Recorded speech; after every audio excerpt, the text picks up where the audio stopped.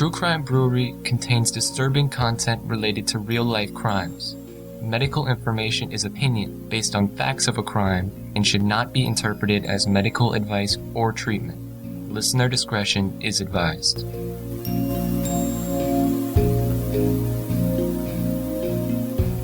Welcome to True Crime Brewery. I'm Jill. And I'm Dick. So back in 2008, single mom Susan Bailey was working 2 jobs to make sure that her children, 17-year-old Jennifer and 13-year-old David, had everything they needed and pretty much wanted.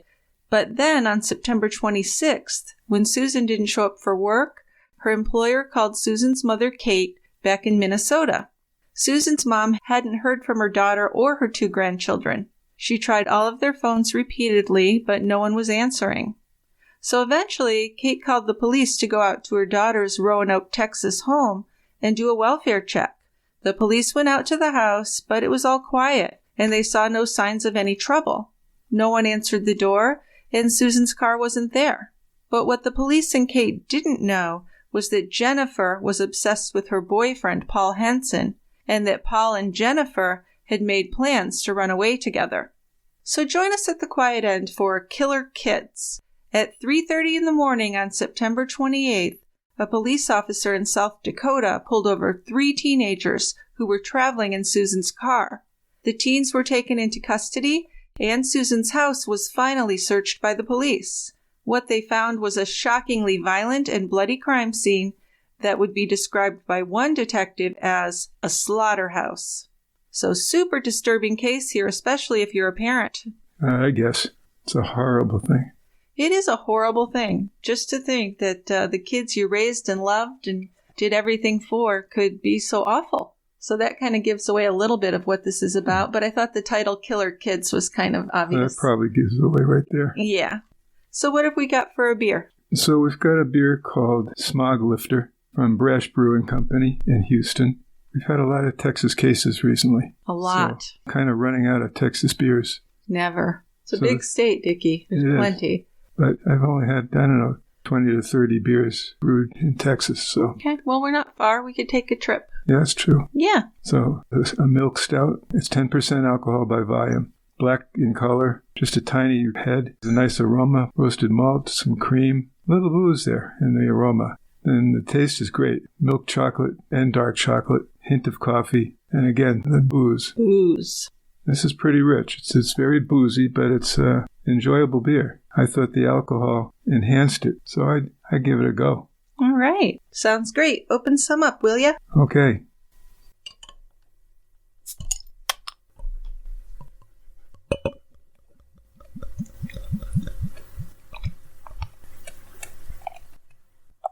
Oh, it does smell very rich, but pretty good. I do smell chocolate for sure. Yes, you will. Nothing wrong with that. So let's go down to the quiet end and talk about, this kind of nightmare for a parent. And we'll talk about Susan, the mother. Yeah. So as a child, Susan was a funny and outgoing kid, very intelligent. She was a little tow-headed baby whose curly hair turned brown as she got older. Susan was the second child in a family of 4 kids. She got along well with both her older sister and her 2 younger brothers. As she grew up, she showed a talent in music. She played violin in her school orchestra and clarinet in the school band. She spent hours after school practicing both instruments, leading her mother to think she really might grow up to be a musician. The family lived in the suburb of St. Paul, Minnesota, on a rural dead-end street near a pasture where horses and cows grazed. So in many ways, this was the best of both worlds. Country neighborhood near a big city. Yeah, which is kind of like where she would end up. Yes. So on her childhood street, there were only 10 houses, and the neighbors all knew each other, and the children all played together after school. Susan and her friends played softball in the summer, and they went ice skating in the winter. As Susan got older, she spent most summer weekends with her grandparents because they owned a lakeside resort. There were rooms to be cleaned there, laundry to do, and meals to cook. So Susan helped with the chores, and she earned some spending money there. And that might tell you a little bit about her work ethic, which she grew up to have a very strong work ethic. But still, it was a fun place to be because she could go swimming, ride on a boat, and play cards with the guests. Her mother was never sure if she did a lot of work there to earn her pay from her grandparents, but she knew that her daughter was safe and happy while she was there. So by the time Susan was ready for college, she was really ready to go. She was a good student, and she earned a degree in business and accounting. Susan had a plan for her life from a pretty young age because she really loved nice clothes and decided she wanted to work in fashion. She planned to work in retail, but she wanted to be more than a clerk or a salesperson. And she knew to get where she wanted to be, she needed to gain some expertise in the business end of retail clothing. So she took her first job in retail with Levi Strauss & Company to help pay her way through college. And that job allowed her to move out of her childhood home and into an apartment with a friend, which was very exciting, but it didn't work out very well. So she ended up moving back home. The last winter that Susan spent in Minnesota is remembered by Minnesotans as the Big Snow. 16 inches fell on Halloween, and it kept up for most of that winter. Minnesotans are used to deep snow and bitter cold, but this was an especially long and brutal winter, and it was difficult for Susan to get back and forth to work. So for months that winter, she dug her way out of snowdrifts and she drove through blizzards. She asked for a transfer to a store closer to home, and it was a little bit easier after that, but there was still plenty of snow in the spring. One night she had to close the store, so she was the last person out of the building. She locked the front door and walked to a deserted parking lot. It had been snowing all day, and her car was completely covered in snow. So from a payphone, she called her parents. She was shivering and crying, and they came with snow shovels to help her. They took turns digging out her car, and then she was able to follow her parents home. "I'm never going to spend another winter in Minnesota," she told her mom that day. And true to her word, she never did. Yeah, she had a friend who had moved to California, and this friend asked Susan if she would like to come there and live in Riverside, California with her. There were a lot of jobs there in the late 1980s, and the two young women could have fun on the nearby beaches. Susan wanted to live in a large city, and she thought California would be a great place to start her life as an adult. So she packed her car with all her clothes and brought her dad a return airline ticket to St. Paul, and the two of them drove together in her car to get her settled in California. I just think that's super sweet that she was able to do that with her dad. No kidding. A lot of dads would not take the time. I think it's very nice. But that move to California kind of changed everything for her. She was excited, and finally she could live and work someplace warm and have the independence she'd longed for. So like I said, Susan really loved clothes, and she liked to wear the color pink, and many of her outfits included items in various shades of pink. Once in California, Susan began working in a clothing store, and she really loved helping her customers pick out their clothes. Plus, in California, she could sell a lot of brightly colored shorts and tops and bathing suits. And it didn't take long before she had a following of customers who came to the store just for her advice. She must have had an eye for fashion. An eye for fashion, and I think a way with people, because she remembered their names, their sizes, and even the styles they liked. She liked to chat with them about their jobs, their children, and even their love lives. So Susan was a natural saleswoman, and she was on her way to the career that she really had dreamed about. And she called her mother often. California was wonderful, she told her mom, and soon she had met a guy. Now, her parents visited once, and they met Richard Bailey, who was in the Air Force. He was a compact guy, handsome, with brown hair and dark eyes.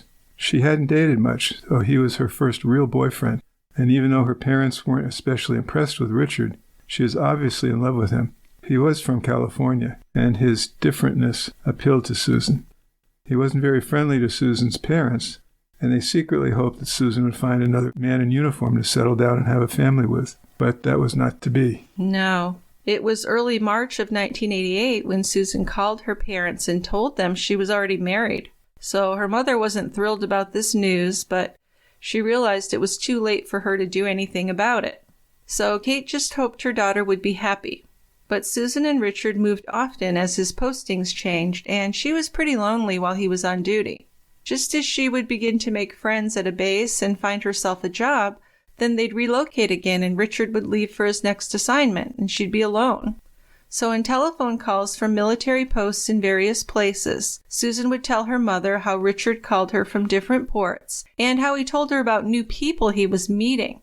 So Kate thought this maybe made Susan jealous, but she didn't know if her son-in-law was cheating on her daughter or if he was just actually saying he was meeting people. When Richard's time in the Air Force was up, he enlisted in the Coast Guard. And then in 1990, he left the military altogether. Susan and Richard then went to live with his parents in San Bernardino, California. And soon after that, Susan became pregnant with their first child, Jennifer. And Susan continued her work in retail jobs. She was successful. She made a decent living. And this was a good thing. And actually it was a necessary thing. Because after Richard left the military, Susan had to support the family. When she was pregnant again 4 years after Jennifer was born with their second child, David, Richard's father took care of both children while Susan continued working. Because we're going to see that Richard goes from job to job just a bit. Yeah, he's not the greatest. I think a lot of this is his fault, to be honest with you. He did not leave Susan in a good place. No, he didn't. Yeah. So Susan's mother, Kate, thought that although Richard's mother was around, she wasn't much help with the two kids. But Susan really grew to depend on her father-in-law, and he was a lot of help.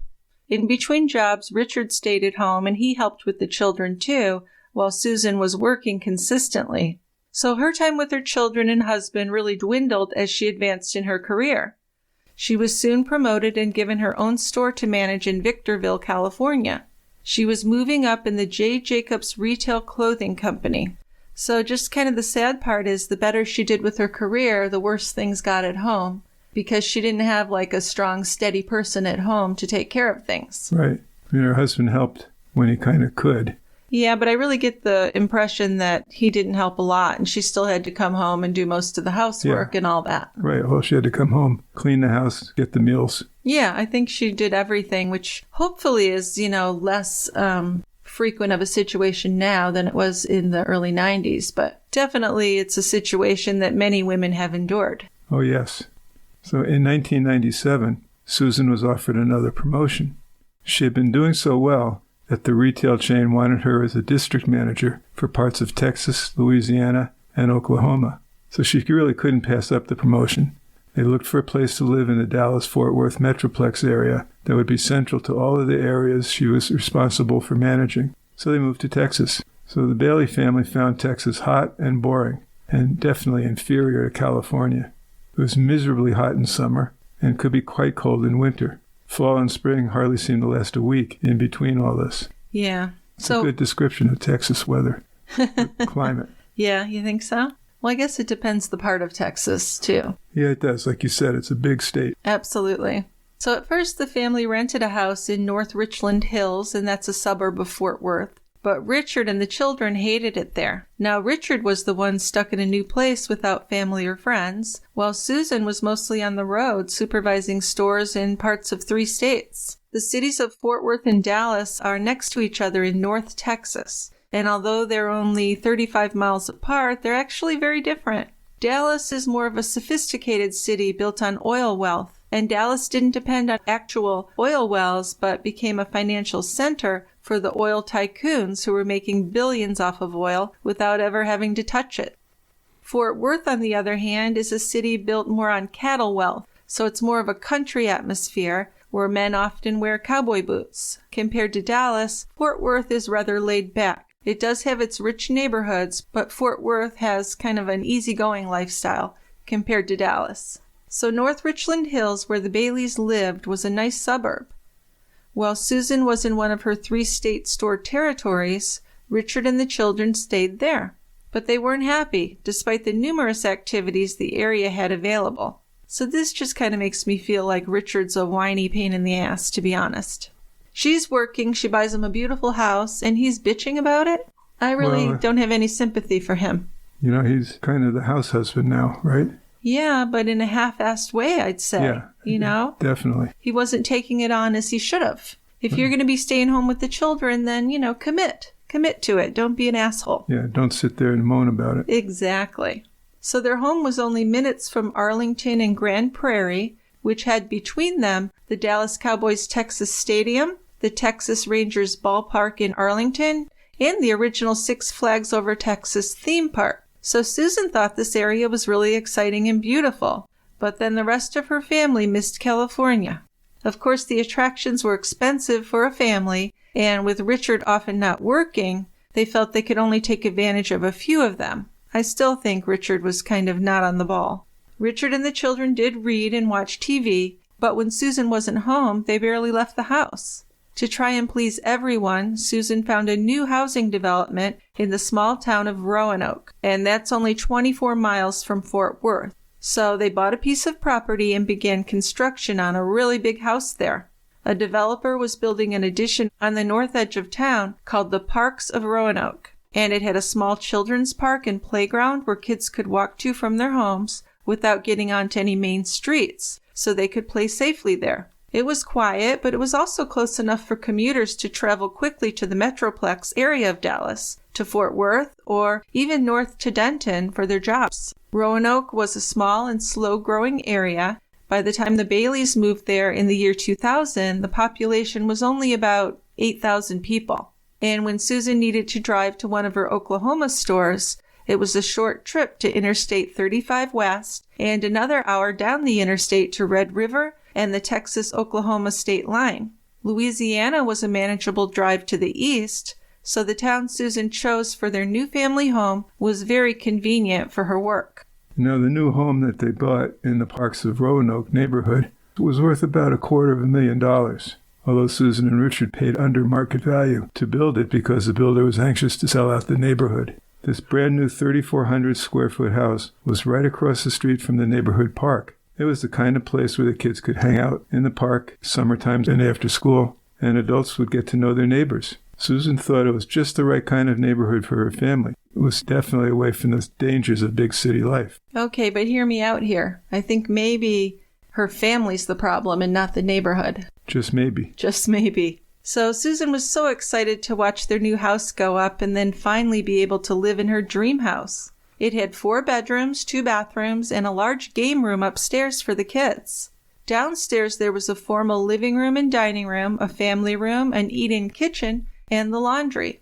So Susan loved her new house and she really put a lot of effort into decorating it. She made the drapes and curtains herself on her sewing machine. And I just get tired thinking about Susan's day-to-day life. Working a lot, trying to keep up the house, and then taking on additional things for the house and the kids. But unfortunately, things would only become more stressful for her as the kids got older. So Susan made friends in the new upper-middle-class neighborhood, and a woman named Kim lived around one corner, and a woman named Cheryl lived around another. So these 3 women had children about the same age, most of them tweens or preteens. Cheryl's back gate opened onto the park, so her home became the bathroom stop for many of the children who lived too far to run home quickly. Then Susan's house across the street from the park was also a good place to take a break if it was too hot or too cold to stay outside for a long time. The 3 women spent time together in the park or in one another's homes, and they confided in each other. So Susan had a well-paying job, but it still wasn't enough. Richard worked, he did go to school, and he watched the children, and his dad gave them some money to help out, too. But now the kids were getting older, and they wanted the same kind of clothing and toys that the other kids in the neighborhood had. And most of the other neighborhood houses had 2 parents with good jobs. So the house payments had not seemed that large when they first moved in, but then the utilities cost more than they had thought they would. So Susan was already feeling like she was in over her head. And she clearly wanted the best for her children, and she wasn't afraid to work hard. Oh, God, no. And she worked hard. Absolutely. She took in sewing projects. She sold Mary Kay cosmetics. And she laughed when she told her friends that it was a wonderful job for her because the company's signature color was pink. The company would give out pink Cadillacs to their top sellers. Susan said she planned to earn one of those fancy pink cars. Yeah, but can you imagine? She has like a career, a pretty big career, and then she's having to sell Mary Kay and sew people's clothes? Yeah, she's on the road a lot for her work. I know. So where do you find the time to do these extras? That's what I'm saying. It makes me exhausted because all of Susan's extra jobs still never brought in enough money, and she and Richard had problems in their relationship. It got to the point where she was actually happy when her job took her away from home for a night or 2. She turned the large upstairs game room in their house into a workplace, too, for her part-time jobs. All 4 of the bedrooms were on the 2nd floor, and there were the 2 bathrooms up there as well, and the game room took up one corner. So she put her sewing machine and her sewing supplies in there, and she made a dressing area with a curtain across one corner so her sewing clients could use that to try on the altered clothing. Bookshelves lined one whole wall of that room, and she used some shelves as storage for her Mary Kay cosmetics. Then the other half of the room was still kept as a place for Jennifer and David to hang out and play. Both of the kids had separate bedrooms, which Susan had decorated with bright colors for them. So the kids had it pretty good. Yeah, but the family did have problems. Jennifer and neighbor Kim's daughter often hung out together after school. That is, until Kim began noticing that often after Jennifer left, something would be missing from her daughter's room. So the next time Kim saw Jennifer, she would confront her about the theft. Sometimes Jennifer apologized and brought back the missing item.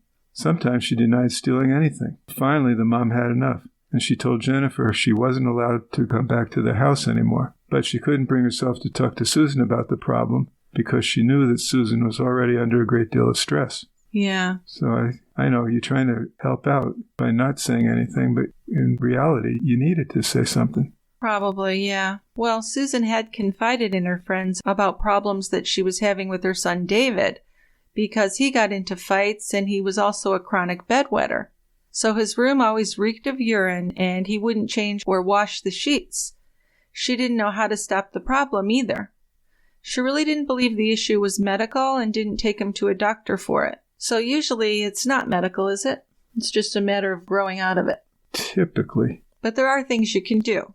Oh, sure. There's things you can do. And if he had been having dry nights and then started having accidents again, that's a little bit of an indication of something going on. Mm-hmm. And maybe you should have someone take a look at him. But she didn't. No. Jennifer told her grandmother once during a phone call that she'd been asleep one night when her father woke her up and made her change David's sheets. So why would he make his daughter do that? It just seems like this guy was very misogynistic. Yeah, I don't know why he'd make her change David's sheets. I'd make David change David's sheets. Well, I think he made her do it because she was the girl. Honestly, I can't see any other reason why he would do that. And he didn't want to do it, apparently. So when Richard and Susan were both away, the children were forbidden to make phone calls or use the internet. They were supposed to stay in the house with the doors locked. So this kind of made for a lonely life, especially for Jennifer, who wanted to go places and didn't want to stay home taking care of her little brother. She really grew to resent the confinement and the chores. Her father really did very little around the house, and her mother was tired when she came home from one of her business trips. So most of the chores did fall to Jennifer, but she often rebelled against what she thought was an unfair division of work. She cleaned only when she was forced to, and the house began to look pretty bad. Susan's friends noticed that she was growing more and more unhappy as time went on, too. J. Jacobs, the retail clothing chain, where she supervised stores in 3 states, then went bankrupt and closed all its stores, so Susan was unemployed. Whoa, that's a big one. Yeah, she was really in a panic because she was the provider. Richard wasn't working at all at that time either. But Susan did quickly find work managing a Lane Bryant store. Still, her salary was a lot less than she was used to, so she had to work extra hours in other Lane Bryant stores, and she even later took a part-time position in a Bed Bath & Beyond store, and this was just to barely pay the bills. So she really kind of liked working at the Bed Bath & Beyond. She didn't have the responsibility of being a manager, and it was kind of fun helping customers pick out things like dishes or coffee pots or bedding for their homes. But working that many hours a day was exhausting. And then, when she came home, the house was usually a mess. Susan immersed herself in her work to avoid the unhappiness at home. And even when something good happened, like when Susan won a cruise to the Bahamas for being one of the top sales managers for Lane Bryant, there was a fight. Richard wanted to go on the trip, but she didn't want to take him along. If he came with her, who would stay at home and take care of the children? The arguments got so bad that Jennifer called the police one night. Then Susan eventually did file for divorce. But she cried when she told her friends, and she was very depressed. Susan, of course, got full custody of her children, and in late December of 2006, she was granted a default judgment divorce because Richard never bothered to show up for any of the hearings. I guess he really valued his marriage. Yeah, right. Then after the divorce, Susan worked even longer hours and more part-time jobs. Her children seemed to need more and more expensive things as they got older, and those big house payments were draining her bank account. So Richard was ordered to pay child support to be taken out of his pay before he received any money. But despite his payments, Susan still struggled to make ends meet. And then in the meantime, Jennifer was really starting to complain about having to be David's mom. She was really resentful of her responsibilities at home, so Susan and Jennifer argued. The teenager didn't understand that her mother was forced to work so many hours just to pay their bills.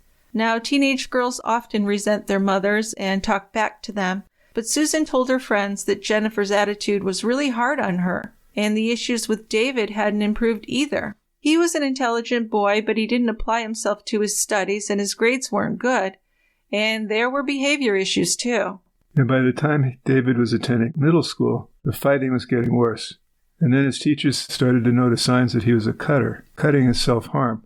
Usually includes scratching or making shallow cuts on the skin, usually the forearms, and often cutters suck on their wounds. Cutting is commonly believed to be a symptom of borderline personality disorder, depression, anxiety, low self-esteem, or a history of emotional or sexual abuse. So David's making cuts on his arms. Susan's worried about David, but she didn't seek psychological help for him. Yes, I think that's one big mistake that Susan did make, was not getting help. Not going to the doctor or a psychiatrist for David. Right. Because he was also in trouble at school quite a bit. She wondered whether the behavior was connected to the divorce, because now Richard didn't spend any time with the kids, so they were often alone because Susan needed to work so much. Still, she spent as much time with both their kids as she could. They had always been readers. They often took trips to bookstores, and they read the Harry Potter series together. When the movies based on the series came out, they saw them together. She often took Jennifer and David to the movies. Still, she knew she needed to spend more time with her children, which she tried to do, but it wasn't easy.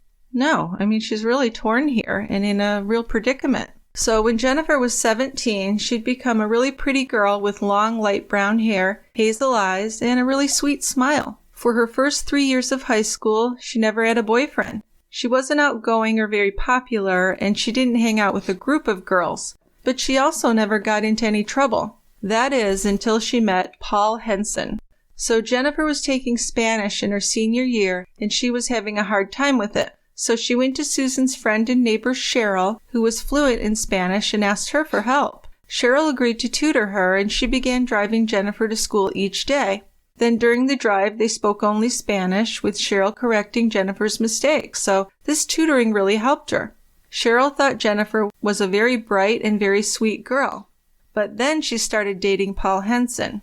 He was 1 grade below her, and they didn't live near each other, so having any dates was difficult. Jennifer didn't have her driver's license, and Paul only had a learner's permit.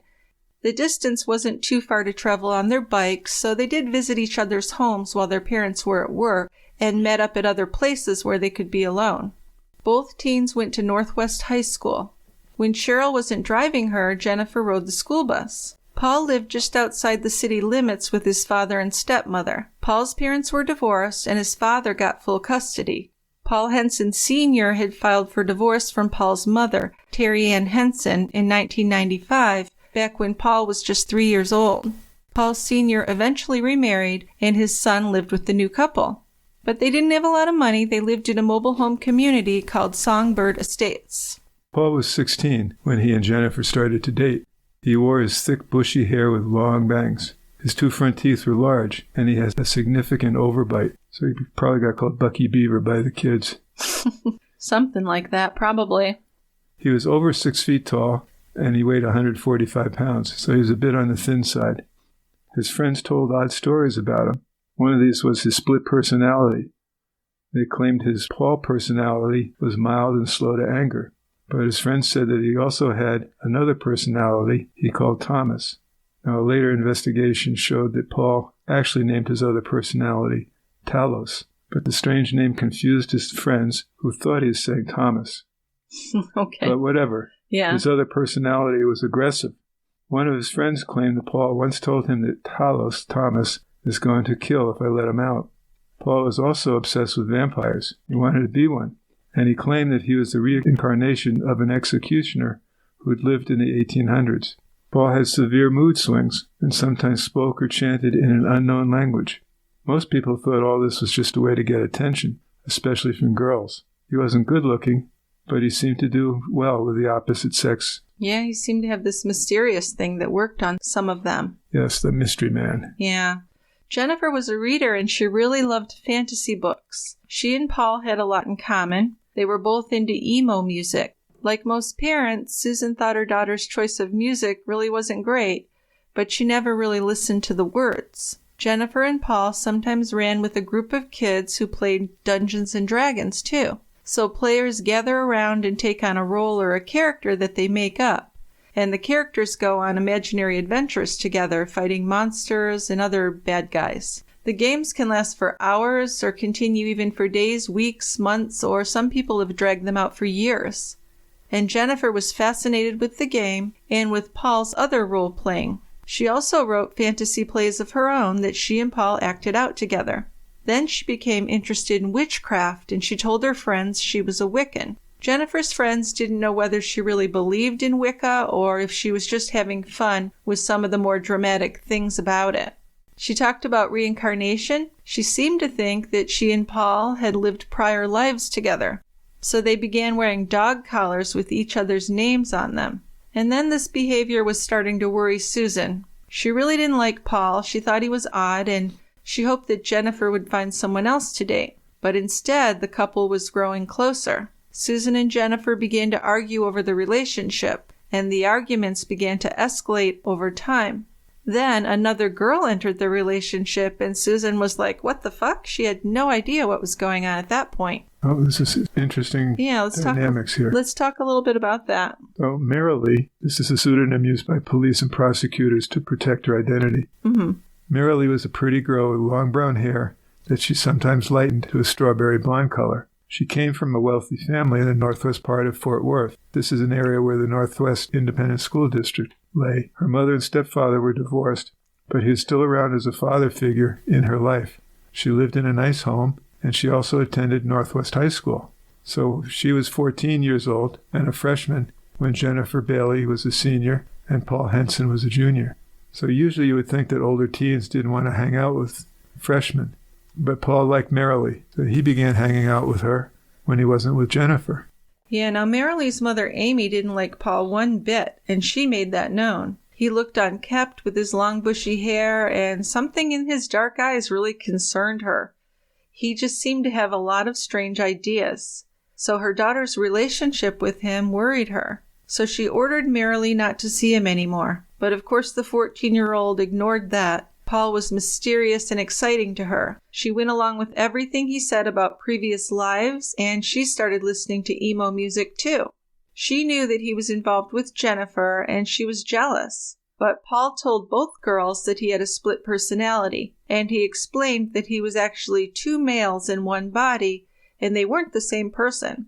So his Paul personality was in love with Jennifer, but his other personality was in love with Marilee. And both of these girls accepted this story. Yeah. Yeah. Oh, it's horrible and sad. So he was able to have sex with both girls, and before long he brought them together to have sex while he watched them. Then soon the three had sex together. When Paul and Jennifer started including her, they all decided that Marilee had also been with them in prior lives. So according to this, they all belonged together and would remain together for eternity. So this was the relationship that would give rise to a murder pact in September of 2008.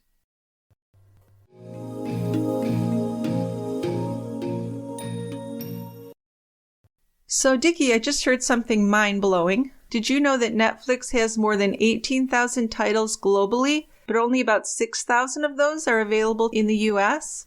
I didn't know that. Yeah, you're missing out on literally thousands of great shows, and that's not good. That is, unless you use ExpressVPN. Did you know that Netflix actually hides content from you based on where you live? And that just doesn't seem fair to me. There are plenty of shows I'd like to watch that aren't available here, but are in Australia, Canada, the UK, and many other countries.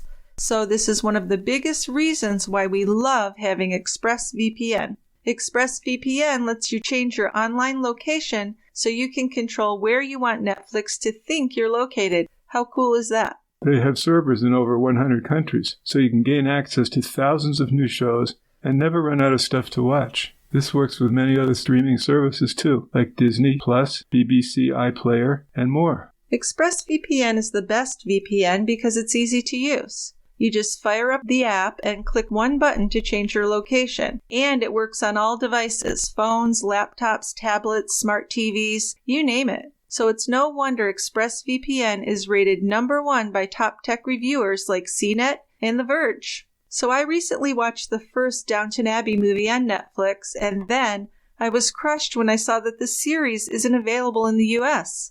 In my opinion, the series is far superior. But no worries, with ExpressVPN, I was able to watch the entire series. So that was a really great way to spend a rainy weekend. It was super easy to unblock the show. All I had to do was open ExpressVPN, select Canada, tap one button to connect, refresh Netflix, and there it was. I have to tell you, I felt like a genius. So be smart. Stop paying full price for streaming services and only getting access to a fraction of their content. Get your money's worth at expressvpn.com/TCB. Don't forget to use our link, expressvpn.com/TCB, to get an extra 3 months of ExpressVPN for free.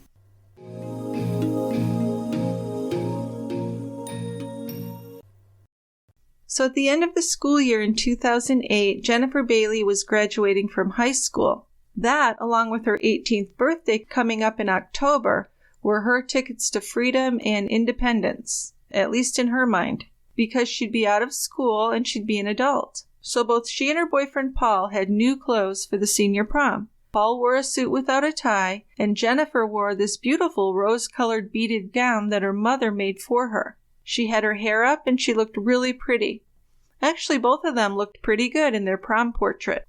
Jennifer wanted to go to the Art Institute of Dallas after graduation. She hadn't been a standout student, but she had some artistic talent, and she thought that could be a way to get a job that she might enjoy. She wanted to be out on her own, but she knew she'd have to make money to support herself. Yeah, one of the problems with being an adult. Yeah, well, I'm sure she saw that with her mother, right? How hard it is. Yeah, although she probably looked at her mother and said, I'm not going to be as stupid as she is. Yeah, what a sucker, jobs. Right? Well, Susan was working long hours as always and trying to save up the money for tuition at the art school. This wasn't like a state community college. This was expensive, and money was always tight. So Susan went and took out a loan so that her daughter could get the education she wanted, and she paid tuition for the first semester. She made plans to take vacation days late in September so she could go down and enroll Jennifer in the school. So Susan really loved her daughter and wanted her to be happy, and that just seemed more difficult than it should have been. Jennifer just wasn't cooperating with her, and she and Susan argued very often, but it was mostly about Paul. Jennifer did also miss her dad and wanted him to be at her graduation, but Susan really doubted that he would come. She felt bad about that, but what could she do, really? She can't make him come. No. So, and David spent most of his time playing video games and watching TV. So he mostly stayed out of the family drama. It was mostly between Susan and Jennifer. And Susan's parents, Kate and Stephen Morton, and one of her brothers came down from Minnesota for the graduation ceremony. Susan was happy to have family there, but she also knew that Jennifer would likely be uncooperative and negative about most things. Well, as usual, Susan was working most of the time during her family's visit, and her mom, Kate, was upset by this because she really wanted to spend some time with her daughter. But Susan said she really couldn't take any more days off from work. She needed the money more than ever because she was trying to buy another car for Jennifer to get back and forth to school. Susan really worked hard and was very stressed out, so she paid very little attention to her parents during their visit, which was sad. Then on a Saturday when Susan was at work, Jennifer begged her grandmother to pick up Paul at his home and let him spend the day with her. So Kate really wanted to bond and make Jennifer happy, so she went and picked up Paul with Jennifer. But he was only in the car for a few minutes when Kate really began to have regrets about going and getting him. She thought Paul was really weird, and he couldn't keep his hands off of Jennifer either. Then, as soon as they were back at the house in Roanoke, the two teens disappeared on her upstairs. So maybe they were in the game room, but she didn't hear any noise coming from up there. And as time passed, she decided she needed to go see what they were up to. So she went upstairs and found Jennifer's bedroom door locked. She knocked on the door, and then she had to wait before Jennifer opened it. And Jennifer was wearing only a t-shirt. And Jennifer told her grandma that Paul was in the bathroom. But Kate could see the bathroom door was open just down the hall, and he definitely was not in there. Finally, Jennifer told her grandmother that Paul was in the game room, and Kate went to the doorway where she saw him pulling on his pants. Ew. She was pretty shocked. Yeah, she ordered both teens to get dressed and come back downstairs. And then it took them a while, but they finally walked into the living room. "I'm taking Paul home," she said. "Get in the car." So Jennifer argued and cried, but she drove Paul back home and told him to get the hell out of her car. Jennifer didn't speak to her grandmother for the rest of the day after that, and she was actually angry with her grandmother for the rest of her visit. But you know what? Kate was angry too. She was responsible for her granddaughter, and she tried to do something nice for her. But then Jennifer had repaid her by having sex with her boyfriend while she was right downstairs. It was not okay with her, and she felt like her daughter should know more about what was going on between the two teens. So she decided to speak to Susan. That evening, Kate told Susan what she had seen, and Susan just shook her head, went upstairs to talk to her daughter. Then she came back downstairs, and they watched TV together. Susan didn't tell her mother what had happened in Jennifer's room. She seemed sad and overwhelmed. Jennifer perked up when she learned that her father was coming to her graduation, so she was less of a snot after that. Yeah. Well, it's amazing, how these teens, they will really blame everything on the custodial parent who's doing everything for them. Yeah. And then the parent that left is made into a hero. That just really sucks. Absence makes the heart grow fonder. Yeah. Well, Kate had a hard time getting Jennifer to cooperate or do any chores around the house, so she now understood that nothing her daughter did or said really would improve Jennifer's behavior. Susan tried being nice. She tried yelling. She tried leaving notes with lists of chores on the refrigerator door, but none of it worked.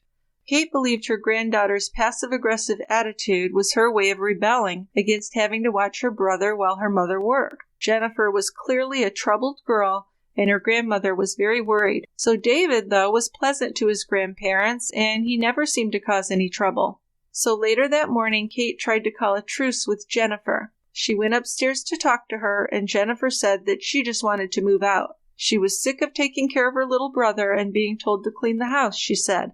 She had a friend who would let her come and live with her, and she wanted to be off on her own. So grandparents Kate and Stephen Morton took David with them when they left. Earlier in their visit, Susan had asked her parents if David could spend the summer with them. She was working long hours, and Jennifer now had a job at a nearby fast food restaurant. So Susan didn't want 13-year-old David to spend too much time alone, and she thought, it would be good for him to bond with his grandparents, and he could work around the resort like she had done when she was his age. Yeah, and she actually enjoyed it. Yeah, and she also knew that David would enjoy time at the lake. He'd have a good summer, and she wouldn't have to worry about him all the time like she was now. So at first, Kate was a little bit hesitant to take her grandson on full time, but she did agree to try it out for a month.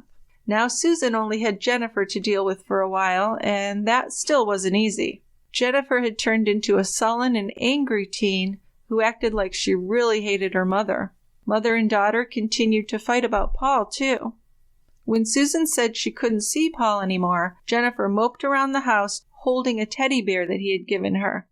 Once the two teens ran away together, but they were soon caught and brought home by Paul's dad.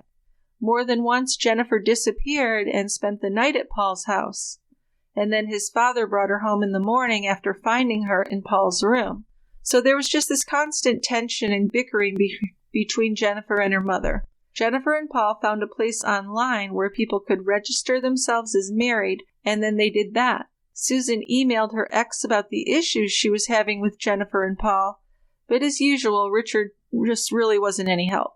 The situation was getting worse, she wrote to him, but she was just too busy and exhausted to do much about it. She was working 2 jobs, and Jennifer and Paul continued to hang out with merrily at Jennifer's or Paul's house.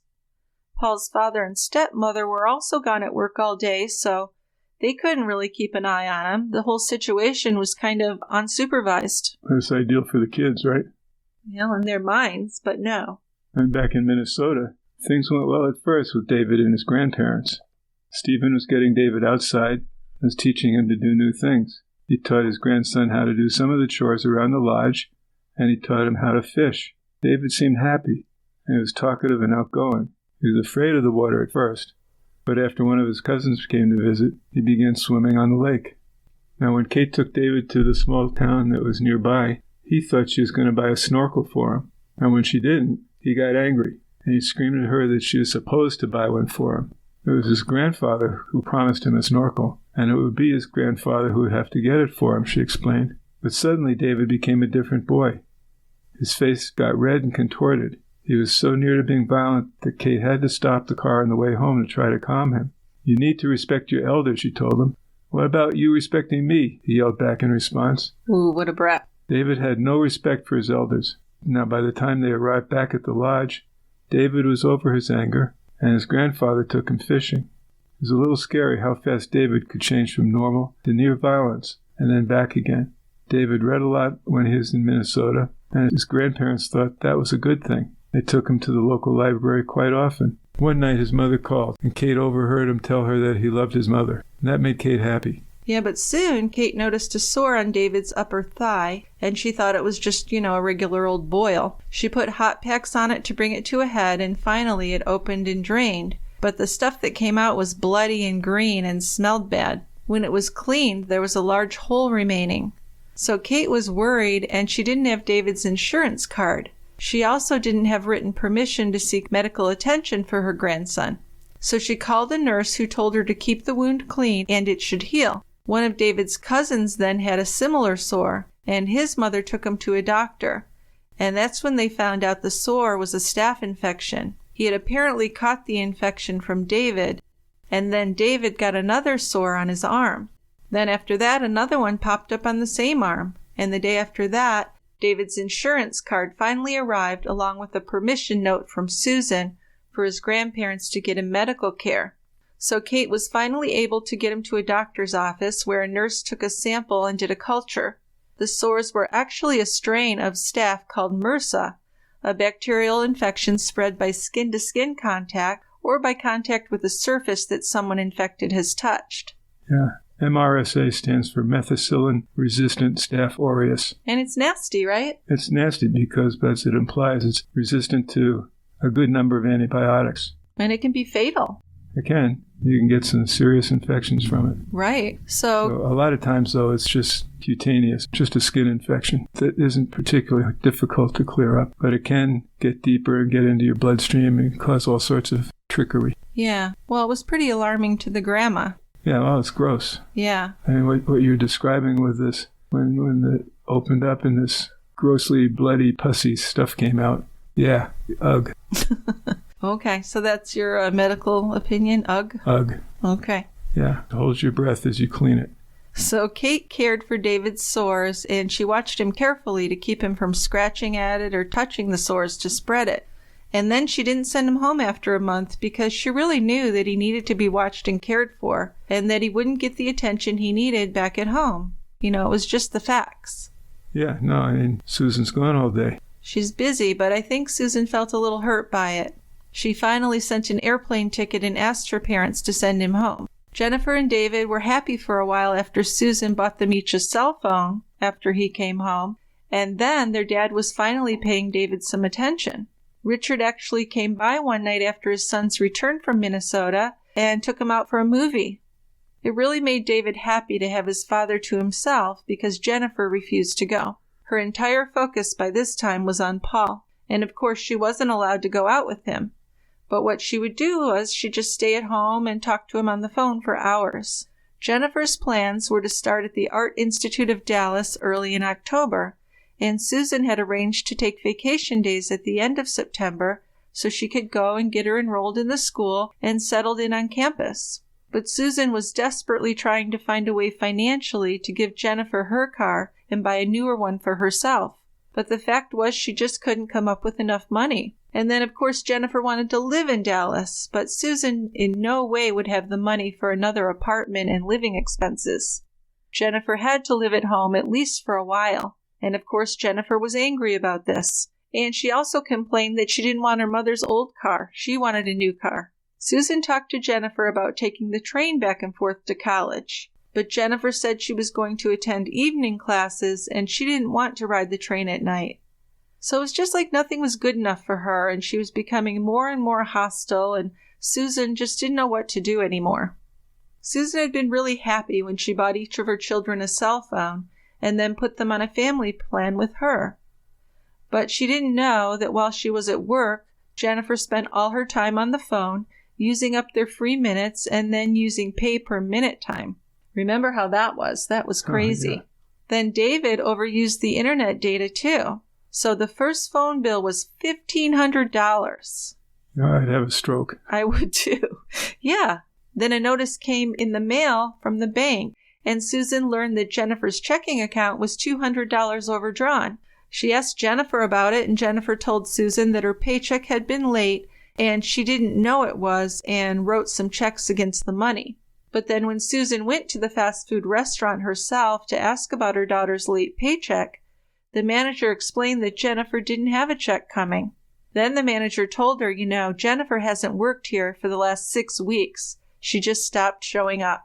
Oh, parenthood, man. Now then, one day, while she was at work, Susan got a call from Roanoke police. David had been running around his yard naked, and the neighbors had complained. He's not a little kid. He's a teenager. Yeah. What, 14? Yeah, it's kind of yucky. So Susan was embarrassed, and she promised that would never happen again. But how could she know that when she was away at work most of the time? Explaining things or yelling at David didn't stop his strange behavior. Disciplining Jennifer didn't keep her away from Paul. But we got a couple problems that are seeming to be out of control, and Susan has no one to help or fix them. No, she was really feeling alone and desperate. And overwhelmed. Yeah. Now, her mom cared, but her mom was so far away. So Kate, her mom, called to see how things were going on Tuesday, September 23rd, 2008. She spoke with Jennifer, who told her grandmother how upset she was about her mother asking her to ride the train back and forth to school in downtown Dallas. Yeah, can you imagine? Can you believe it, Grandma? I want my car. Yeah, not a used one. I want a new one. She didn't want to ride the train at night, Jennifer complained.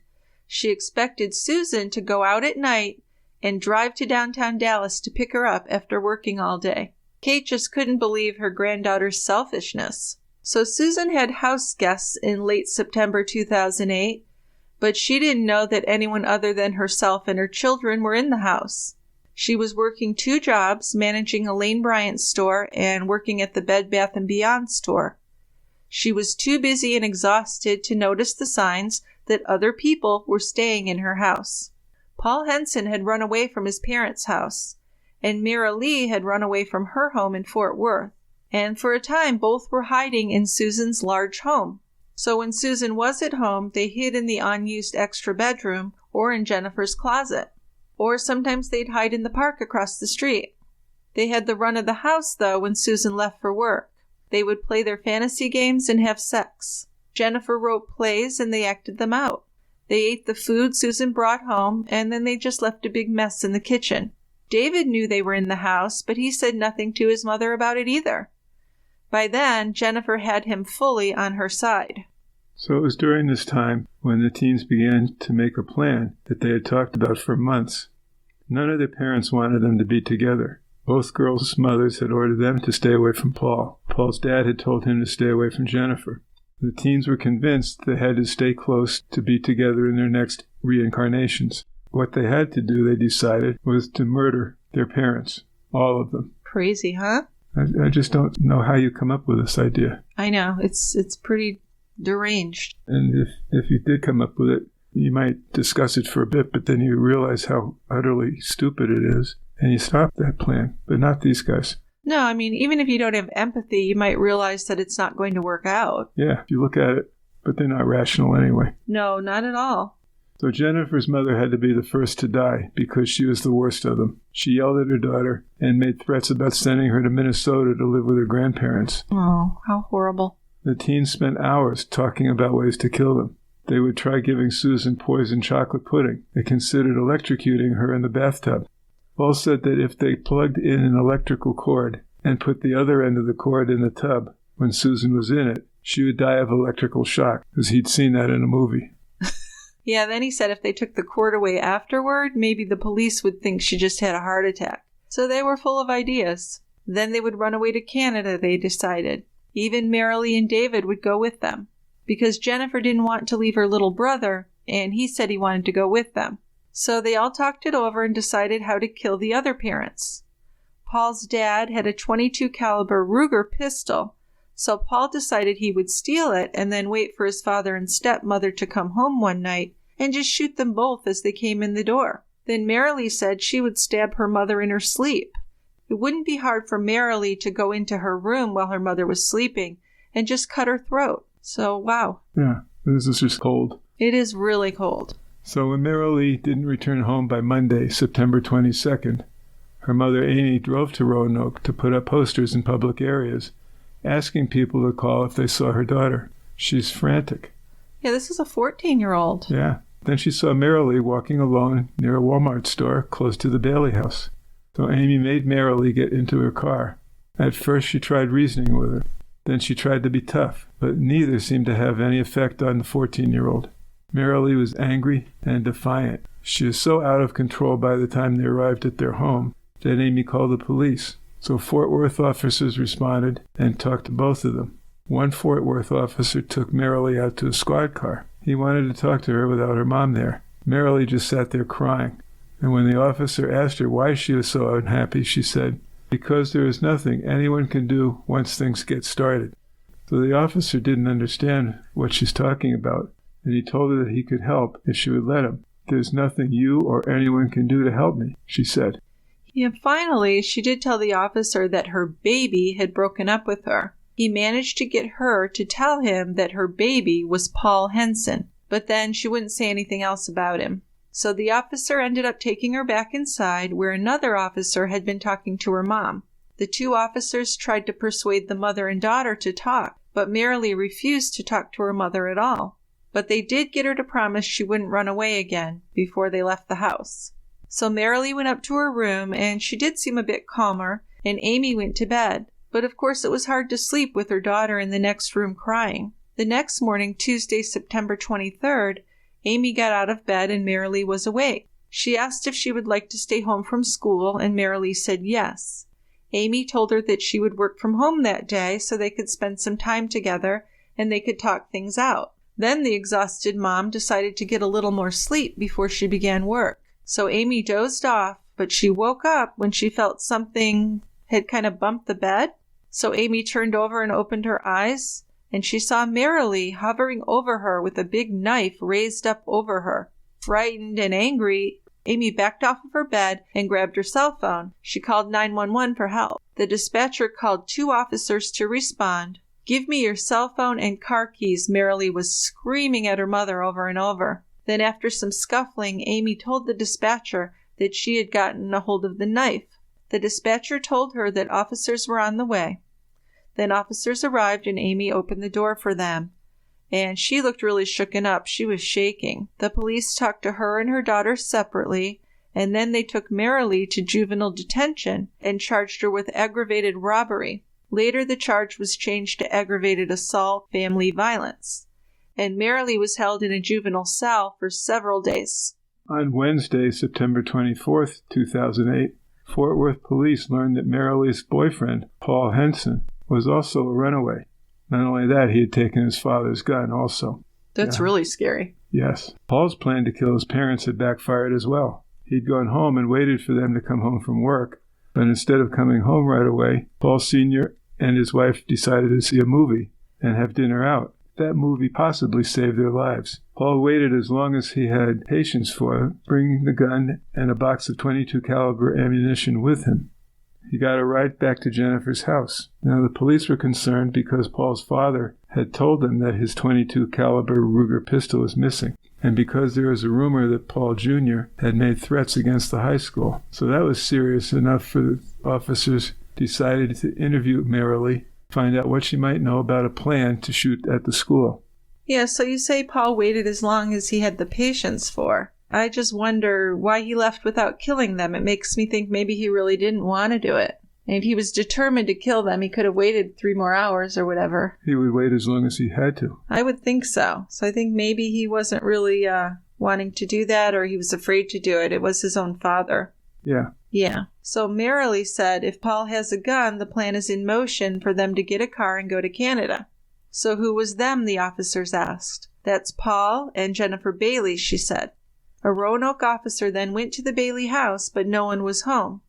There was a rumor that Paul had actually fled to San Antonio. That Tuesday was also a very difficult day at the Bailey house. 13-year-old David had shown up at school with a knife. Some kids saw him showing it off, and one of his friends tried to hurt another boy with it. So some of the other students told their teacher, who told the principal. Then David's locker was searched, and the knife was found. He was given a 3-day in-school suspension, and the school notified Susan.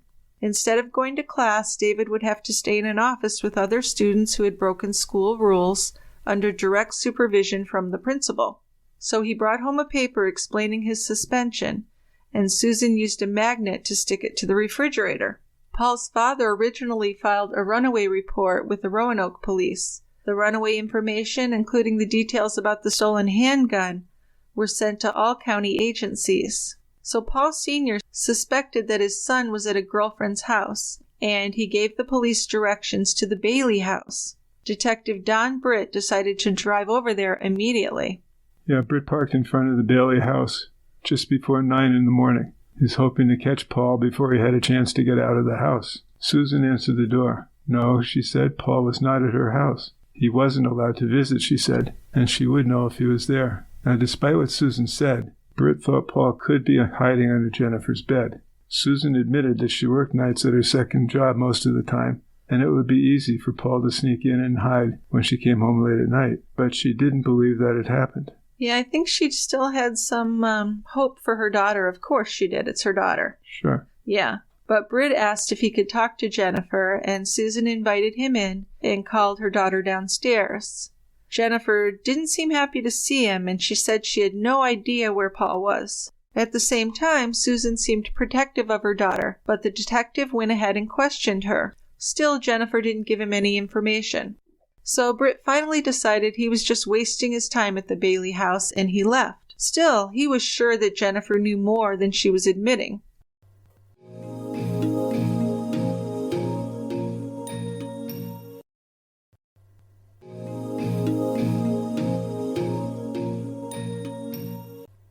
Roanoke police also were looking for Paul that day, and Roanoke officers learned that a runaway might be hiding in a house in Roanoke and that he likely had a gun.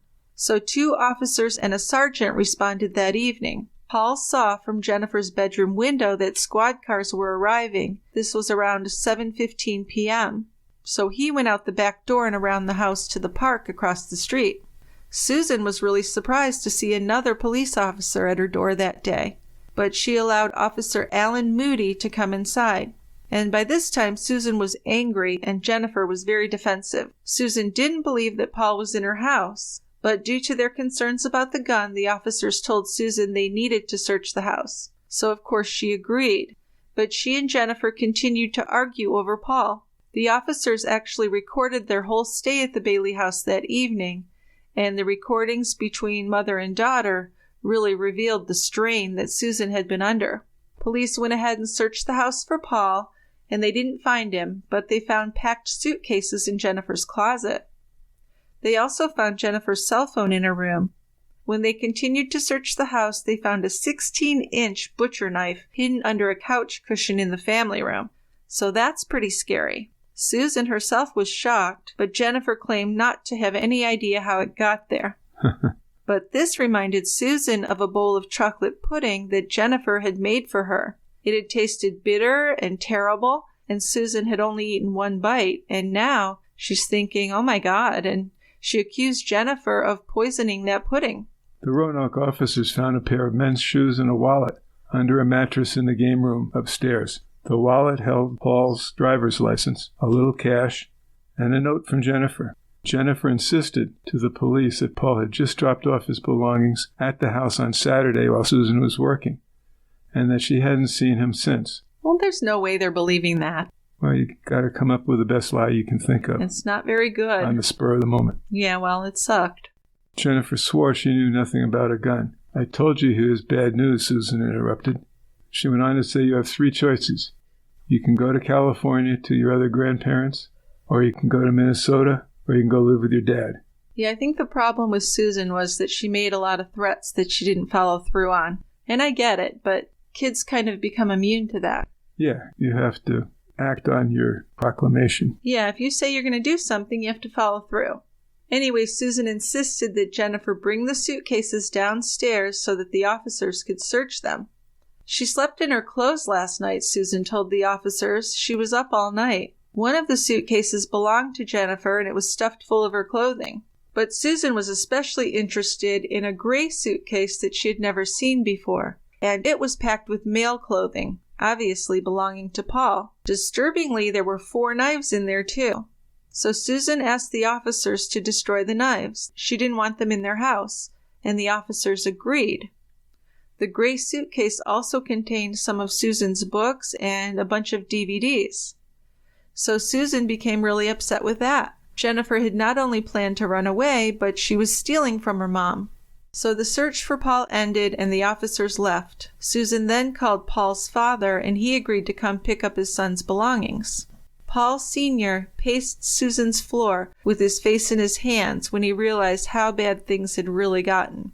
He was extremely worried about the missing gun. It hadn't turned up in the search. Included in the clothing that Paul Sr. recognized were a jacket and a pair of shoes.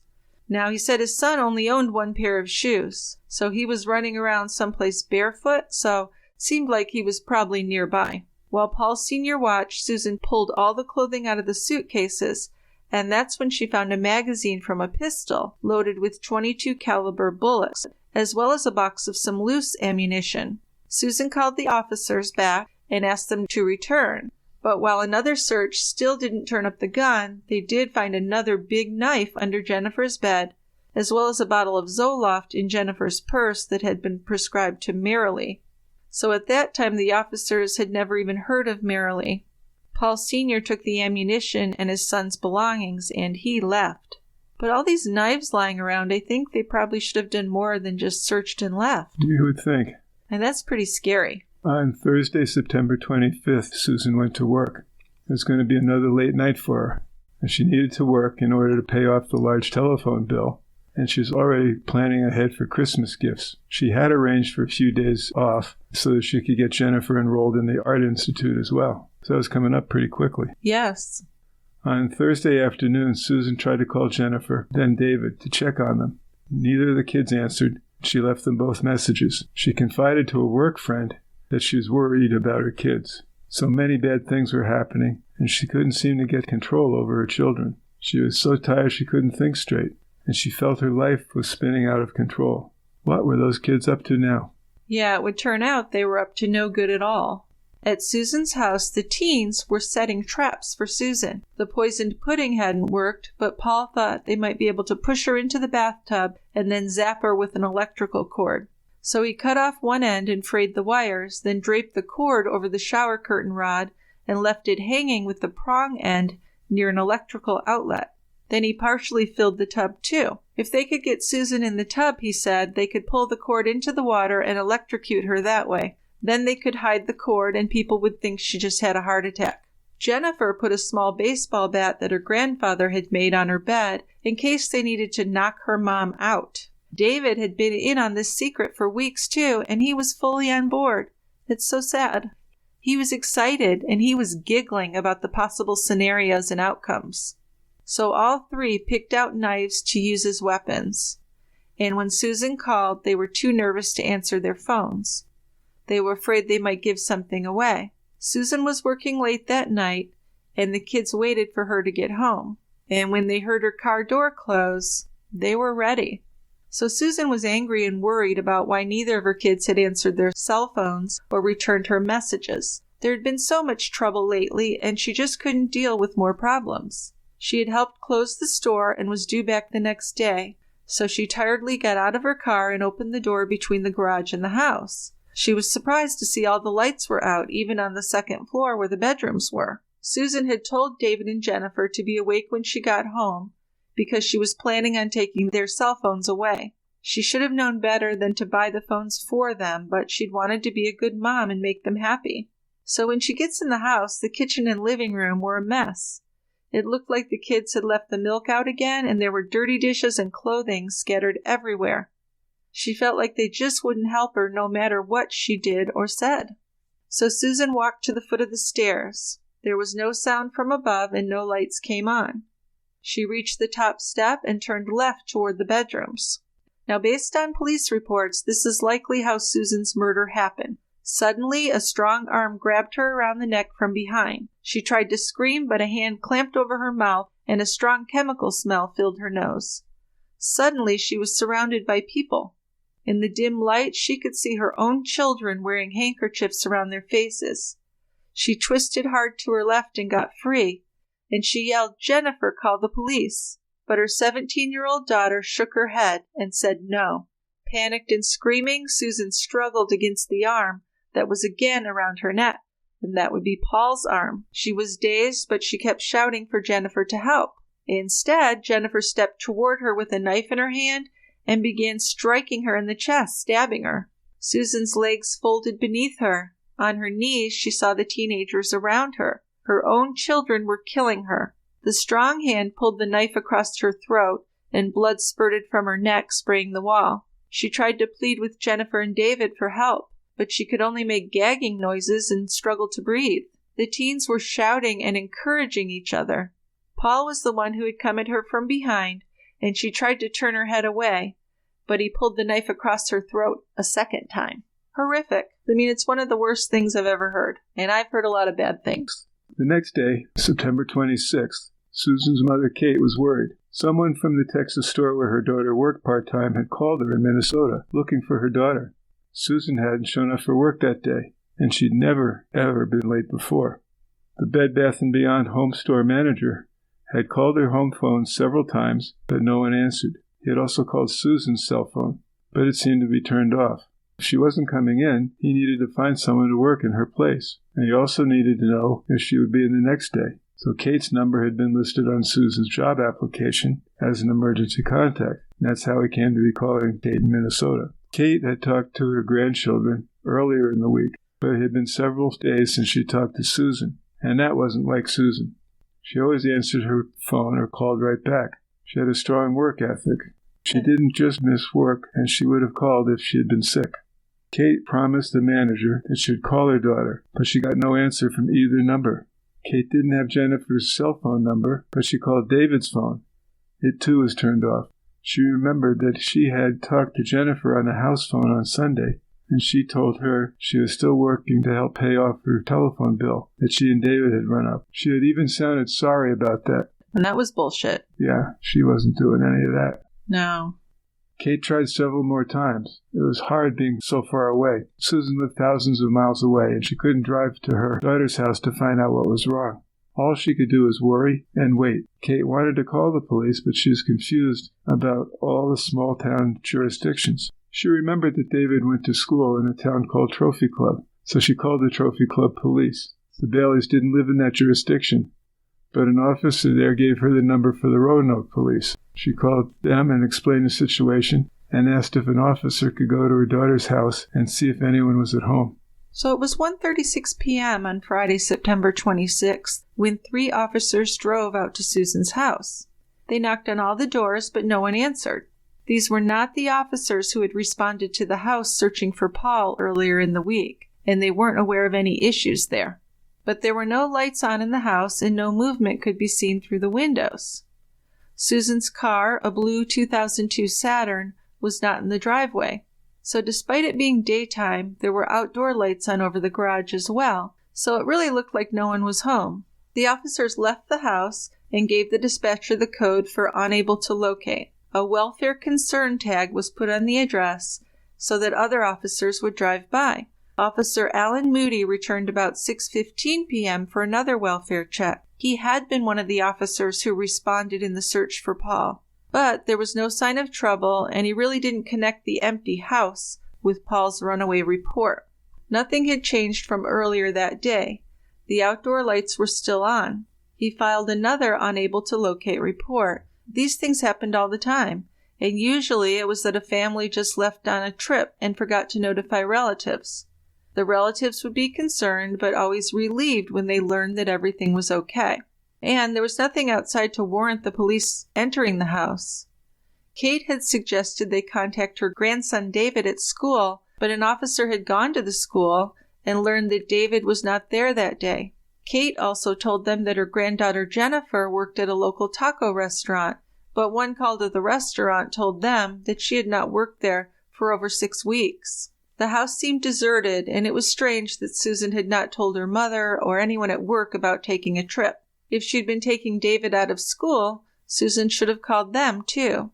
So there was a general worry about the family and the unusual situation. But at that point, they didn't feel like they had enough information to warrant entering the house without any permission from the owners. So Roanoke police continued checking the house all day Friday and Saturday, but nothing changed. No one moved behind the windows, and the outside lights remained on. No car ever pulled into the driveway, and no one answered their phone. Susan's mother became more and more frantic then. On Saturday, Roanoke police called her wanting to know if Susan knew anyone in South Dakota, and she didn't, but all they said was they'd be in touch and ended the call, so Kate was pretty mystified. Yeah, so what was happening in South Dakota?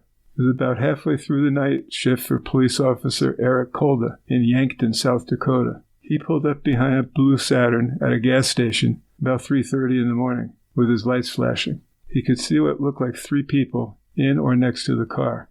The gas station was closed, but the car had pulled up to the pumps, and someone was near the front door of the station. It looked like a teenage boy. As he got closer to the Saturn, Kolda turned on his front lights, including a spotlight, and Kolda saw that the other front seat passenger was a teenage girl. He also saw a boy and a dog in the back seat.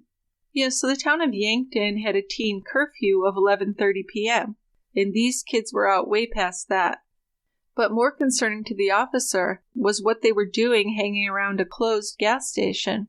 He saw their license plate was from Texas, so they were a long way from home, and alarms went off in his head because something just wasn't right. So Kolda radioed in his location and prepared to leave his car. The boy outside of the car looked over at him, walked back to the Saturn, and climbed into the driver's seat, then slowly pulled away from the pumps. Kolda stayed in his squad car and followed them. Once they were stopped again, Kolda approached the Saturn on the driver's side and looked into the windows. The teenage boy he had seen by the gas station was driving. A girl about the same age was in the passenger seat, and a younger boy was in the back seat with a dog. All 3 kids were dressed in light clothing, too light for the cold South Dakota air. A few pieces of clothing were lying on the car's floorboards. When asked, the driver said his name was Paul. His license was a learner's permit and very new. The officer told Paul to get in the back of his patrol car. Then he radioed for backup. He really did not have a good feeling about this. As soon as other units arrived, Kolda moved Paul into one of the other squad cars. He put the younger boy, who said his name was David, in another car, and then brought the girl, Jennifer, to his own car. Jennifer told him that they were on their way to their grandmother's house in Minnesota. Their mother had sent them up there because she was having financial problems, was what Jennifer told him. Paul looked like his hair had been recently hacked off. Jennifer had a Texas ID card. The young boy was her 13-year-old brother, Jennifer said, and he had no ID. Kolda thought the girl was acting younger than she was and speaking in a childish voice, but he wasn't buying it. This girl made him very uneasy, acting too young for her age, and something was off about her and the whole situation. He didn't like their story.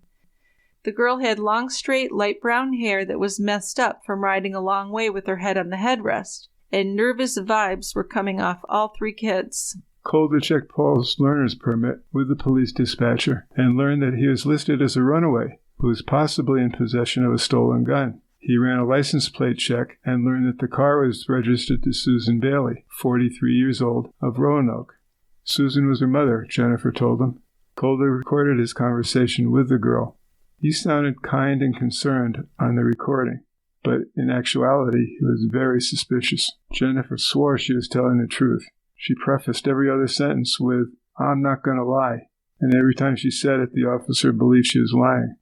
Yeah, Jennifer admitted that they'd been squeezing all the pump handles to check for a gas pump that might accidentally have been left on, because they were almost out of gas. Their mom sent them to live with their grandparents in Minnesota, and they were on their way, according to Jennifer. But she never explained why her boyfriend was driving.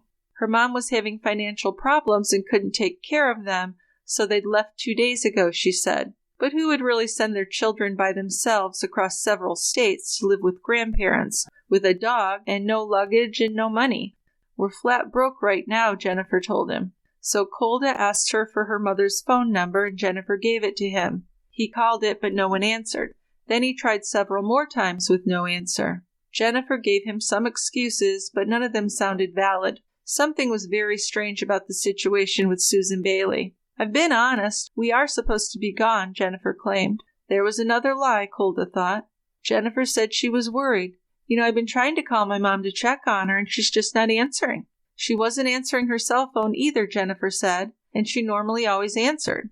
Then Jennifer claimed that her mother had a former boyfriend named Joseph, and she explained that he had been stalking her mother. So she said she thought Joseph might have harmed Susan. Jennifer claimed that she was afraid of Joseph, and that was another reason why she was going to her grandmother's house in Minnesota. She said she was afraid that Joe might have hurt her mother. Colda was not buying that either. He guessed that they were probably heading for Canada. The Canadian border was just about 500 miles from Yankton. He thought they were looking for money, which might have been why they wanted to see the grandparents. Now, if they had gotten to the grandparents and were refused money, would they have killed them too? The police officer suspected they'd killed Susan Bailey by this point, and he thought that they might kill the grandparents. He didn't like these kids at all. So the Yankton officers put the teens into separate holding cells and stopped asking them any questions. Jennifer told Colda that she didn't like living in Texas. The house was rarely comfortable. Her mother wouldn't turn up the heat in winter or the air conditioner in summer.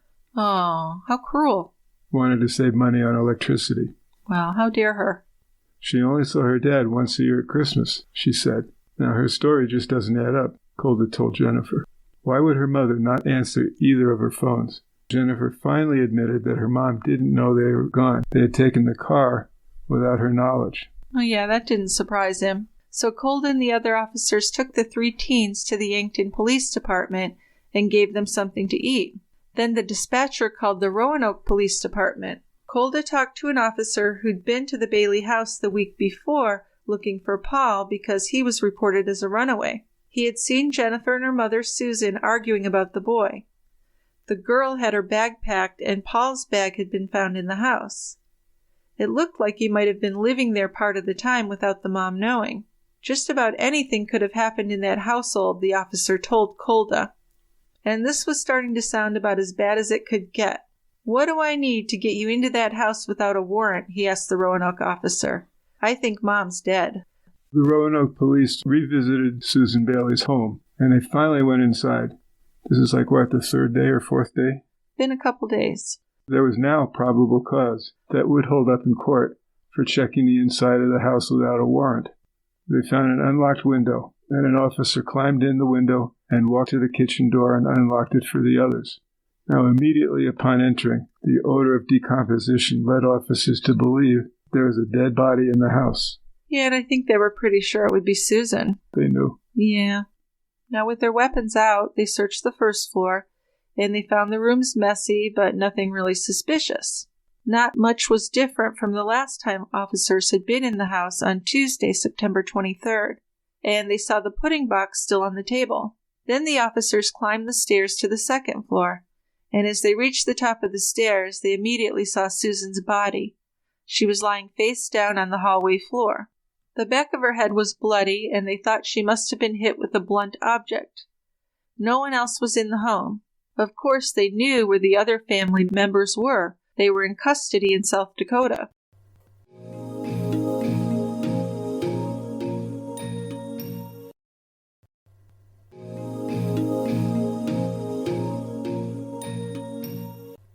In the bathroom of the master bedroom, there was a pile of cut brown hair and a pair of scissors lying on a towel on a hamper. An orange extension cord hung over the shower rod, and part of it hung near the tub. That end had been cut, and the rubber had been peeled back. The other end was wrapped around a doorknob and hanging near an outlet. Also, the tub was partially filled with water, and under the water, There was a big kitchen knife with a bent tip and 3 cell phones. So that would be Susan's, Jennifer's, and David's, I would guess. So what must it have been like for Susan, seeing her children with hate and murder in their eyes? She'd given birth to these kids and cared for them, and those cold-eyed children had stabbed her to death while she begged them to stop. So this was just a brutal crime, but the teens were emotionless. They just grabbed the dog and drove off in their mother's car. So it really felt like Jennifer had no respect for human life, and all 3 kids showed no empathy or sadness for Susan at all. So no regrets here or remorse at all. None. Which is even more shocking. So Susan Bailey had been stabbed and her throat slashed. She had also been beaten with a baseball bat. The autopsy report showed 26 stab wounds. The house also smelled of bleach, and a Walmart receipt was found for cleaning supplies, purchased by David. When police looked at Walmart's security footage, it showed David Bailey riding up to the store on his bike, buying the cleaning supplies, and biking back home with the bag. That's pretty cold and evil. The Roanoke Police Department had never had to investigate a murder before. There had been accidental deaths and vehicle fatalities, but never in its history had a murder occurred. And now they had a shocking and brutal matricide. They called in the Texas Rangers to lead the investigation. That's a smart move. Yeah, I think that's really smart not to have an ego about it and to do the right thing. So when they interviewed Paul Henson, he blamed the murder on David, and he said they all fled just to protect him. The officers asked David, "What are you here for?" And David said, "Oh, I'm here for murdering my mama," and he giggled. Now, the officers were horrified. Yeah, they couldn't believe a child could be that ruthless. Then Jennifer put all the blame on Paul, and she said that her brother had nothing to do with the murder.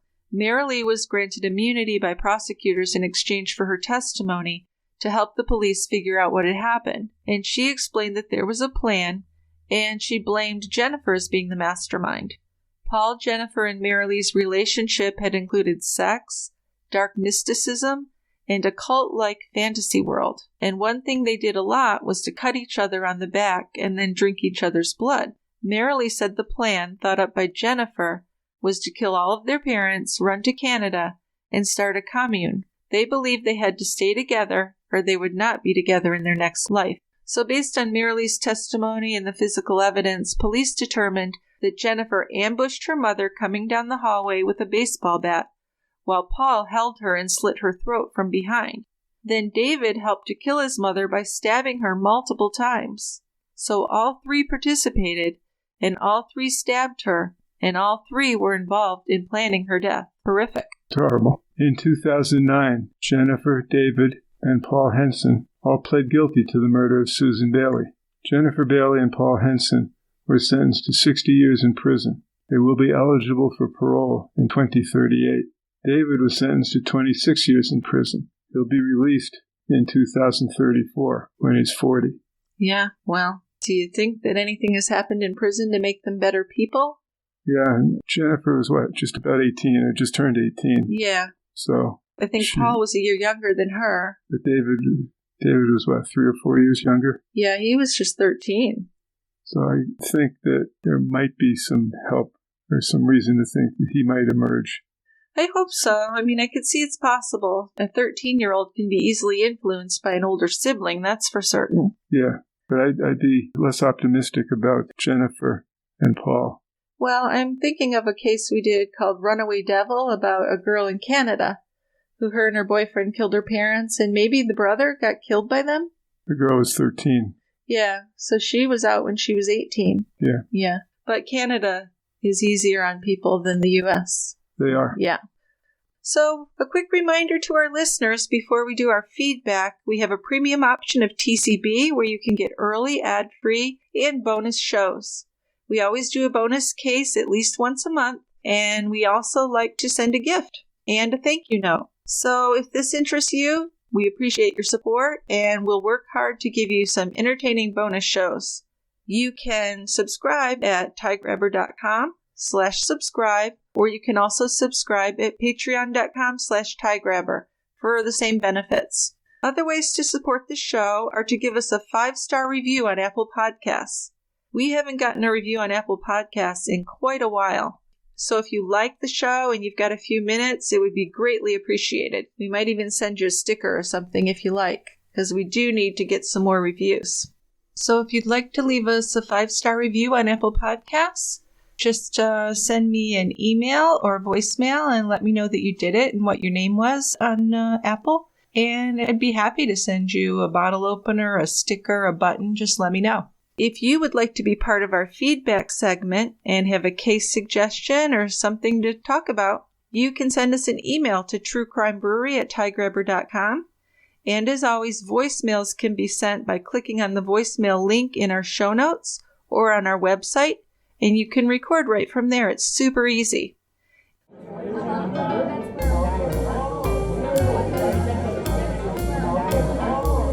It's time for listener feedback.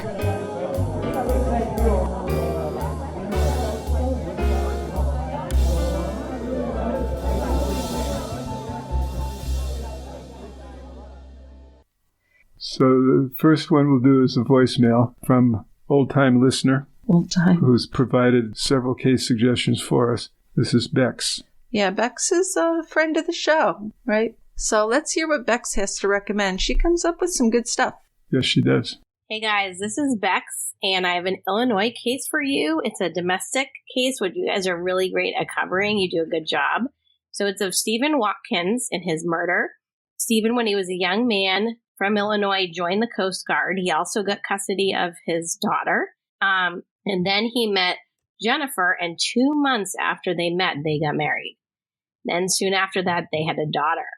Now, Jennifer was a divorced woman. She had been married before, and her husband said, hey, that happened because her family was so close. It was almost like they were clannish, and he felt so excluded that it kind of destroyed their relationship. So you can see where this is heading. This started happening in Stephen and Jennifer's marriage too. Jennifer was spending most of her time at work or at her parents' house with the baby. So Stephen decided the only way he could really see his daughter was to file for divorce and get joint custody. So that's what happened. But Jennifer and her family did not want Stephen to see the baby. So even though the judge ordered visitation for Stephen, Jennifer refused to let it happen. She'd call him and cancel, or he'd show up and no one would be there. So Stephen got all this evidence about what they were doing and got a lawyer. He had a court date the next day. It was looking like things were going to go in his favor because it was pretty blatant what Jennifer was doing here. So that was until emergency services got a call that Jennifer's grandmother was having a medical emergency. So they showed up at the house, but they actually found Stephen dead on the ground, dead on the floor from a gunshot wound. So it's a little weird. Jennifer called them her grandmother and didn't mention her ex-husband dead on the ground. So long story short, Jennifer's grandmother, Shirley, who was about 70, was arrested and charged with the murder. Family clammed up, refused to talk. No one would talk to investigators or anything about what happened. Now there's a huge, disagreement in Jennifer's family about who actually shot Stephen. But, the story didn't really end at all after Shirley's arrest. So it's really interesting. There's tons of really fascinating details. So I think you guys would do a great job with it. And check it out. Thanks, guys. Thanks, Bex. So this brings to mind for me the concept of enmeshed families, right? Have you heard of that? Yes. Yeah, it's a very dysfunctional situation where families have no personal boundaries. So each member really can't develop into independent, autonomous adults. And this is an extreme case of it, which we've seen several times in the true crime community with the Adelsons, which is a case that's still going on. Now the mother is going to be going on trial. And there have been situations like that where it doesn't lead to any good. No. Which seems the case with Stephen Watkins. Yeah, it was interesting because this is a grandma. Yeah, well. Who did the actual killing. Sure. Well, she's the matriarch, so she's not going to put up with that. I mean, that's the same thing with Adelson, kind of, right? Killed the son-in-law because they wanted the kids. The girl had been found on the train tracks. We did that case, too. Yeah, well, we've done several with that kind of situation. Well, even with the Chad Daybell trial, not to bring that up again, but, his kids that are standing up for him, that's an enmeshment going on. with like a strong patriarchal dysfunction. Yep. Yeah, so it is a fascinating thing to talk about. And I think you're right. I think the domestic aspect of this would make it a really interesting case that we could sink our teeth into. We'll look into it. Figuratively, yes. Figuratively. Okay, so we have an email from Claire. Yeah, Claire has a few suggestions. So I've been listening to you guys for a few months now. Love the show and the insights you both have on these cases, especially since my own father is an emergency room physician. So here are some suggestions from Adelaide, South Australia. Oh, I wish she'd left a voicemail because I bet this is an Australian woman. This. I said, oh, yeah. Jill's going to want a voice message. Well, keep it in mind, Claire, for your next time. So she has suggestions: the Snowtown killings, also known as the body in the barrels killings by the locals. Mm-hmm. That's been suggested many times, yeah. The family murders. This one is a biggie and an open secret in Adelaide, and they are still continuing. Oh, and make sure you look into the fall guy for the murders, who has Viagra prescribed to him in prison and has been down for rape several times behind bars. Excellent work our Australian justice system is doing. Yikes. And finally, the disappearance of the Beaumont children from the beach. I also grew up down the road from them. And the Beaumont children case has been suggested that it is also connected to the family murders. Creepy stuff. Yeah, for sure. Yes, it is creepy stuff. So, of course, we have covered the disappearance of the Beaumont children. Big case from Australia. Yes, those 3 little kids, their ages are 4 to 9. They walked from their home down to the beach one summer day. They were seen at the beach, but they never returned from the beach. And no trace of them has ever been found. Yeah, that's almost worse than finding their bodies for the family, just the uncertainty. Just not knowing where all your children are. I don't know how you live your life. It's horrifying. This was in 1966. The family murders details 5 unrelated men, but connected to each other in different ways. So that's the family part. As killers or as victims? As killers. Okay. And these are men who killed, that we know of, 5 young men from 1970 to 1980 in Adelaide. And they were guilty of sexually abusing several other young men. Uh-huh. So this is the case that might be tied in with the Beaumont kids' disappearance. I see. But what about this, they're still continuing? If that's the case, it has to be going generationally. Right. You can't have the same killers from the 60s doing it now, I wouldn't think. No. So fascinating. I don't know if I've heard of those family murders. I'm going to read about that. No, and I know the Snowtown murder is also called the bodies in the barrels murders. Yeah, we really need to cover that, don't we? Yeah, we've been talking about it. We have, and we should probably just do it. I think we should. Yeah, so we need to do that. And then in a month or two, we are going to be covering the disappearance of Trudy Adams, which is a really well-known Australian case, which has fascinated us for some time. And then we will work the Snowtown murders into the schedule as well. Okay. All right. We got it planned out. We do. So we do have more feedback we'll keep for next time because we've been talking for a very long time. We appreciate you coming down here to the Quiet End with us. We appreciate your feedback. If you'd leave a review, we'd appreciate that. And we will see you next time at the Quiet End. Come on down. Plenty of room. Bye-bye. Bye, guys.